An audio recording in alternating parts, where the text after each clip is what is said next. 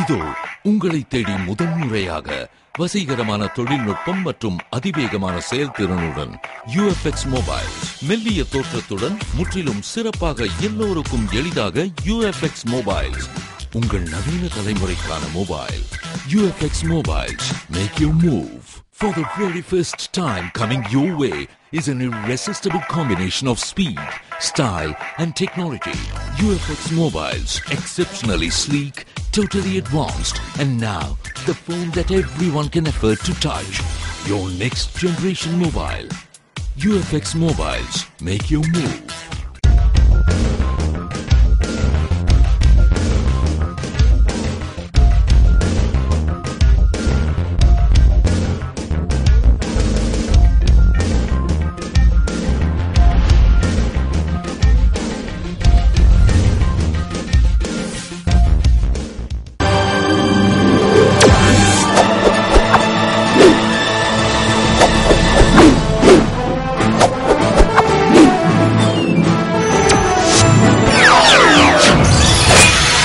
நீங்கள் பார்த்துக் கொண்டிருப்பது AJK டிவியின் புதுவை மாலை.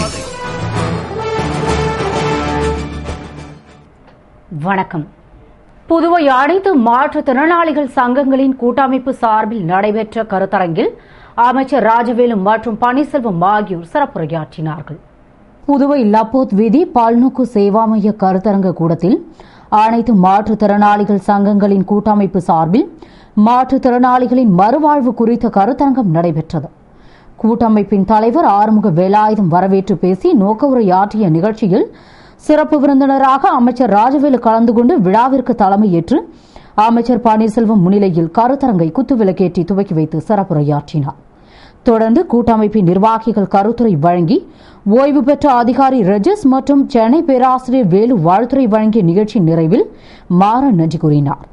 விழாவில் பல்வேறு சாதனைகளை புரிந்த மாற்றுத்திறனாளிகளுக்கு சான்றிதழ் மற்றும் பரிசுகள் வழங்கப்பட்டது. புதுவையில் வேலை வாங்கி தருவதாக கூறி இளம்பெண்ணிடம் நகை மோசடி செய்த வாலிபரை கைது செய்த தனிப்படை போலீசாரை SP ராமராஜ் பாராட்டினார். புதுவையில் கடந்த 28ஆம் தேதி ஜோதி என்பவர் தான் ரோமன் ரோலன் வீதி பெருமாள் கோவில் அருகே இருந்தபோது சுமார் 30 முதல் 40 வயதிற்கு உள்ள ஒருவர் தன்னிடம் அரசு வேலை வாங்கி தருவதாக கலெக்டர் அலுவலகத்திற்கு அழைத்துச் சென்று புகைப்படம் எடுக்க வேண்டும் என்றும் கழுத்தில் தாலி தெரியக்கூடாது என கூறி தங்க தாலி சரடையும் செல்போனையும் ஏமாற்றி வாங்கி சென்று விட்டதாக புகார் அளித்தார்.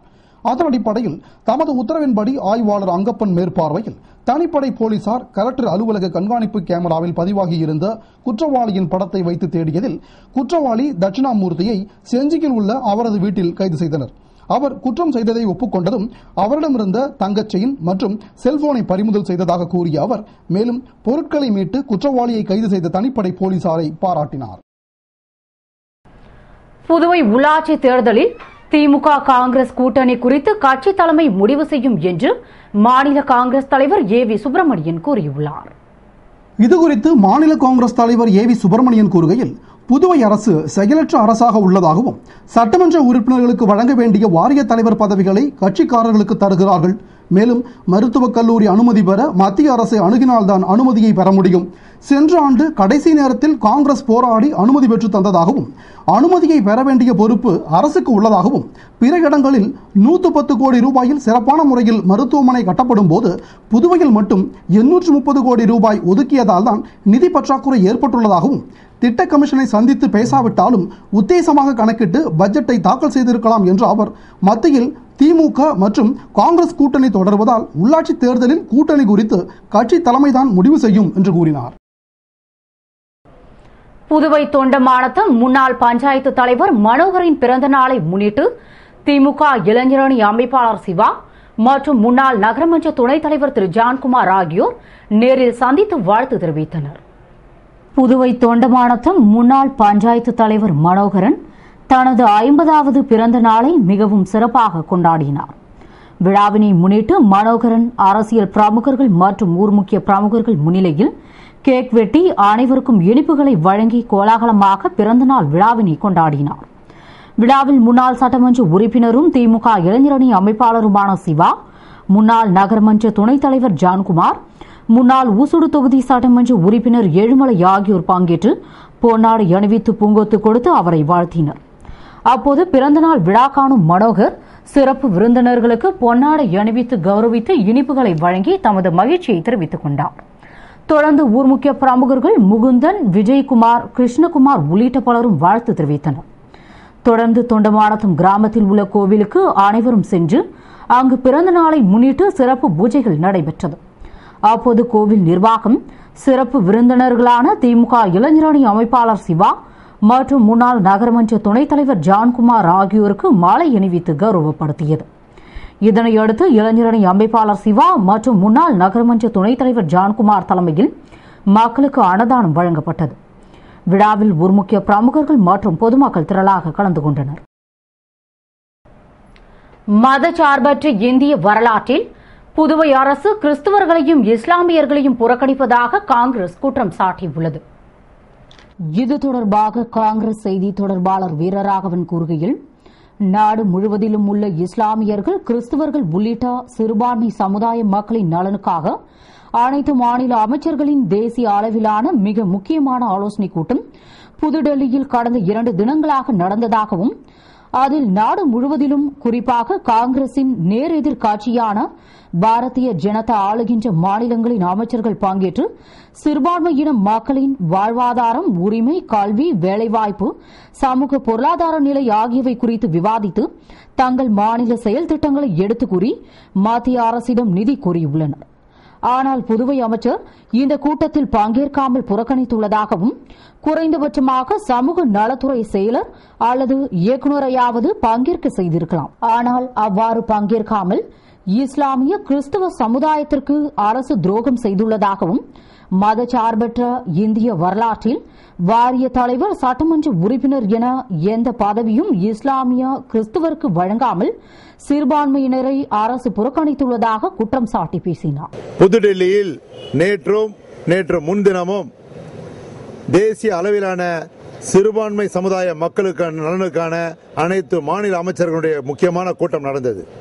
ஆனால் இந்த அரசாங்கம், புதுவை அரசு அந்த கூட்டத்தை புறக்கணித்திருக்கிறது.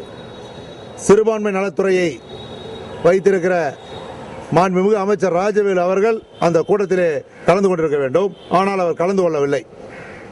ஒரு முக்கியமான கூட்டம், மத்திய சிறுபான்மை நலத்துறை அமைச்சர் சல்மான் குர்ஷித் தலைமை தாங்கியிருக்கிறார். இந்தியா முழுக்க உள்ள கிறிஸ்தவர்கள், முஸ்லீம்கள், அவருடைய வாழ்வாதாரம், அவருடைய உரிமைகள், அவருடைய சமூக பொருளாதார நிலை, மற்றவர்களுக்கும் அவர்களுக்கும் இருக்கக்கூடிய சமூக ஏற்றத்தாழ்வு, இவ்வளவு முக்கியமான விஷயங்களை விவாதிக்க வேண்டிய கூட்டத்தில் இந்த புதுவையிலிருந்து யாரும் கலந்து கொள்ளவில்லை. இன்னும் சொல்ல வேண்டும் என்றால், புதுவையிலிருந்து அந்த அமைச்சர் செல்லவில்லை என்றால் கூட பரவாயில்லை, அந்த social welfare department secretary Vivek Pandey அவரும் செல்லவில்லை. சரி, அது கூட பரவாயில்லை. குறைந்தபட்சம் அந்த துறையினுடைய சமூக நலத்துறையினுடைய இயக்குனர் உத்தமன் கூட போகவில்லை. இந்த அரசு கிறிஸ்தவர்களையும் முஸ்லிம்களையும் புறக்கணிக்கிறது.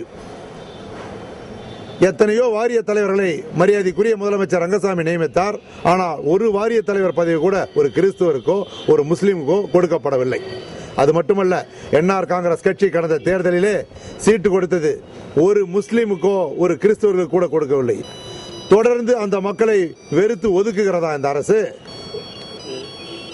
தொடர்ந்து துரோகம் இழைக்கிறது.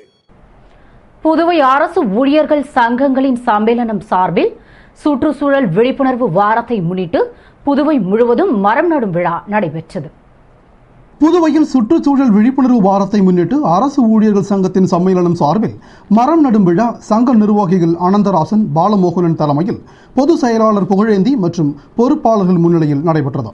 விழாவினை முன்னிட்டு தானே புயலால் மரங்கள் சாய்ந்து புதுவை மாநிலம் இழந்த பசுமையை மீண்டும் உருவாக்கிடும் வண்ணம் தலைமை செயலகம், அரசு பொது மருத்துவமனை, மகளிர் மகப்பேறு மருத்துவமனை, முல்லைநகர் உள்ளிட்ட புதுவை முழுவதும் உள்ள முக்கிய இடங்களில் மரக்கன்றுகள் நடப்பட்டது. இதில் ஊழியர்கள் திரளாக கலந்து கொண்டு மக்களிடையே விழிப்புணர்வை ஏற்படுத்தினர்.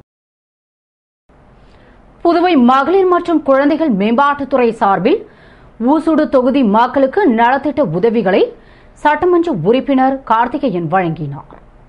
புதுவை தொண்டமானத்தம் தீபஒளி பள்ளியில் மகளிர் மற்றும் குழந்தைகள் மேம்பாட்டுத்துறை சார்பில் ஊசுடு தொகுதி மக்களுக்கு நலத்திட்ட உதவிகள் வழங்கும் விழா நடைபெற்றது.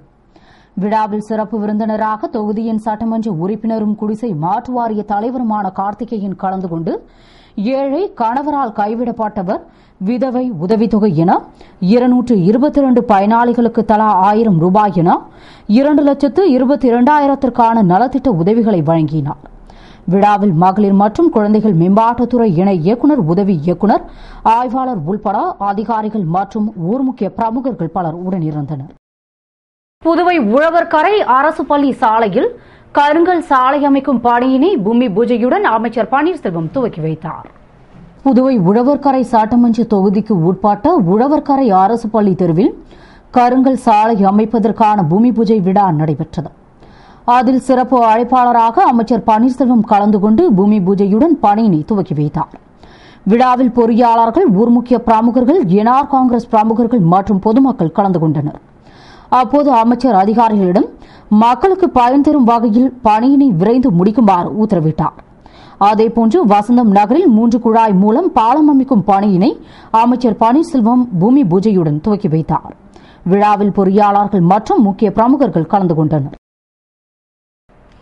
புதுவை கடலில் கடல் அலையின் வேகத்தை அளவிட உதவும் மிதவை பந்து சேட்டிலைட் தொழில்நுட்பத்துடன் மிதக்க விடப்பட்டது.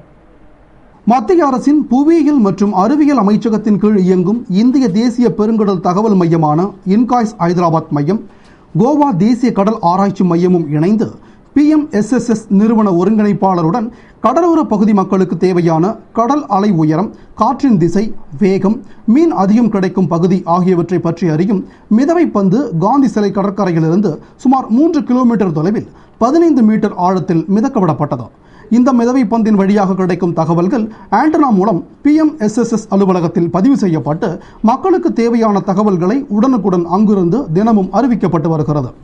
ஏற்கனவே இதுபோன்று 2007இல் மிதக்கவிடப்பட்ட மிதவை பந்து தானே புயலில் காணாமல் போனதால் தற்போது மீண்டும் விடப்பட்டது. இதில் PMSSS இயக்குனர் ஆல்ஃபிரட் தம்பிதுரை, இன்காய்ஸ் இயக்குனர் சதீஷ், விஞ்ஞானி பாலகிருஷ்ணன் மற்றும் தொழில்நுட்ப வல்லுநர்கள் பலர் பங்கேற்றனர். இத்துடன் செய்திகள் நிறைவடைகின்றன. வணக்கம்.